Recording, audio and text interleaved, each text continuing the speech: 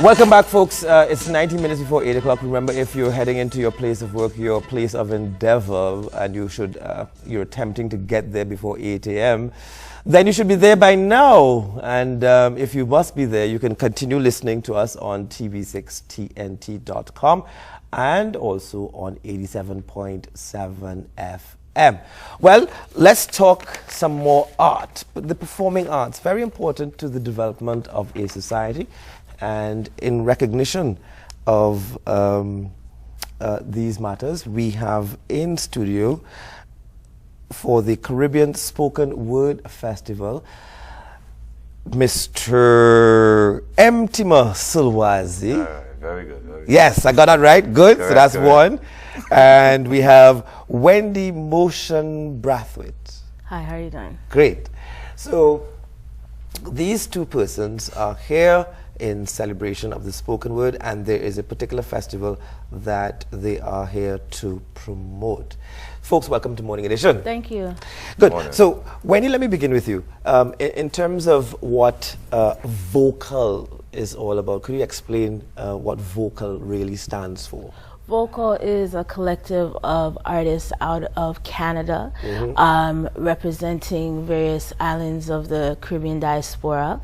It was spearheaded by Nth Degree, Anthony Bansfield, who is a spoken word poet and I would say organizer coming out of Ottawa. He brought together myself, Motion, as well as Dwayne Morgan, Manchild, representing Philadelphia as well as Montreal, and lastly Eddie, the original one. And so we've all spoken word artists and poets who've been working together in various ways throughout the past few years now, and connecting, you know, whether it's here at home or abroad. And so it's really amazing to be able to come here and be a part of this festival, Cascadoo. And when you look at the audience reception of this kind of art, do you think that it is becoming increasingly popular across not just North America, but in the Caribbean as well, the diaspora areas? Do you think that this particular form of art is becoming increasingly popular?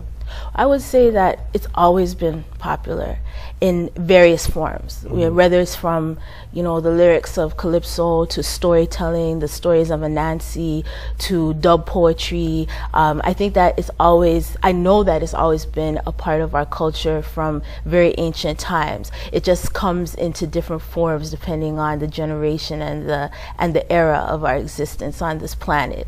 But it's definitely something that we recreate, we reborn, we relive with each passing year through the oral culture. Yeah. And you think that effectively this is one of the great media to use to really get the message out there to a wide cross section of people? Yes, I agree with you, because spoken word is about, as they say, word, sound, and power. When we have word and we have sound connected, then power is able to be emanated through that.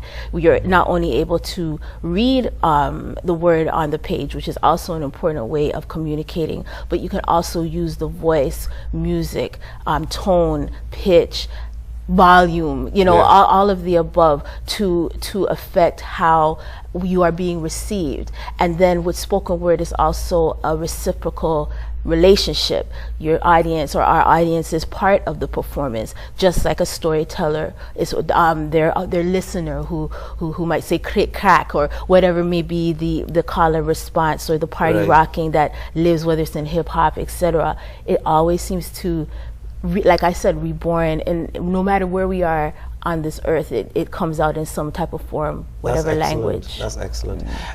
So Mtima Solwazi, let me just try to get a handle in terms of this Caribbean Spoken Word Festival. This particular festival, is this something that is recent, or is this something that has been ongoing for some time? This is the first annual one. It's called Cascadoo, Caribbean New Voices International Festival of Spoken Word. It's the first we have. It will be an annual event. Yes. But in terms of, as she said, Degree Anthony, we have been collaborating over some years, trying to put this together, this festival of its kind. It comprises of workshops, panchayats, and theatric showcases. For instance, we had a workshop yesterday at Nales. There's one on today and tomorrow. It starts at 9 a.m. to 12:30 p.m. At the same venue, Nales? Yes, Nales, okay. the EV room. Now these workshops are really helping spoken word artists really consider the art form, the craft, and learning techniques and that kind of thing. The topics yesterday covered by Eddie, the original one, and Manchild, they did one, and then Dwayne Morgan and Degree. The topics were Spoken Word 101. That was the first topic, and the other one was Conquering the Stage. So they got an overview of what is spoken word, the evolution of spoken word, you know, how to apply spoken word, and then now we deal with the stage, you know, presentation, stage fright, all these aspects that deal with conquering your stage. And today we have in therapeutic poetry. Therapeutic poetry. I like the sound of that. We also have in protecting your craft, because that is a thing that in terms of intellectual property. Yes. Because yes, they may like it because it's fun to do, but like motion, like vocal team, that's their job. That's what they do. So they know firsthand about protecting their craft. Right? Then we also have activism in spoken word, because yes, it's good to say a nice spoken word piece, but we want to encourage young people now to use it as a force for change, right? Not just in self, but in others. So they can attend these particular workshops. They continue today at 9 a.m. at the Nales in Port of Spain. And anyone who's interested in the spoken word. Those involved in the art form, those who love the art form, you know, everybody can attend the workshops. You know? There is a close similarity between just the spoken word and our art form called rap soul. Yes. And yes, I know you referred to calypso and the content of calypsos and so on, and that too is part of the oral tradition. But rap soul in particular is a close cousin in many ways to spoken word. It's almost like spoken word with music. Yeah, and you're correct, because yesterday we had an open showcase yesterday on the arcade at Nales. And we had performing Brother Book, a vintage rap soul artist, and Curious Ringo. Right? We also had Obadred, and they did rap soul, because that's their thing. We had storytelling and the theater, and then we had featured vocal. So yes, you're correct. And well, respectfully, I would say I think spoken word, as Moshe was saying, a rebirth, a reborn, came out of all that rap soul, you know, and just a new medium to bring the same word that rap soul is bringing, that calypso is bringing, that dub poetry is bringing. Motion, how feasible is it for a young person to consider using this art form as really a type of lifestyle and actually generating sufficient income to support themselves and a family, using this as their medium, as opposed to going out there and looking for the traditional employment opportunities and so on? Well, I think that spoken word, rap, so whatever way that you're conducting your artistic career is the same way that you would conduct any career, whether it's teaching in a bank, you know, economics, arts and culture is also part of that. And what is important then to the young people listening to you, Motion, is how, when you create these works, how do you then convert that into a stream of income? Because I'm sure, like any artwork, there is the element of intellectual property protection and so on, and goes along with it. And you can generate income from licensing your work to other people and all of that. But generally speaking, how do you generate that stream of income from this kind of work? Well, the first thing is setting a really strong foundation, which is the work itself. The whole practice of the art, the whole building your craft. Mentorship is actually a really, really important part of whether it's spoken word or any other art form. Being able to learn from those who are either currently doing it or have gone before, studying the work, studying the craft, so that you as an artist know exactly what you're doing and where you want to fit in. How do you not only fit in, but what is it that you want to make unique? So also studying it as much as possible, whether it's traditionally in school, because there's so many different courses right now that are spoken word, hip hop, these type of art forms are being taught in schools, the music business, etc. But that's one form, or your own studies and building with others who are doing what you're doing.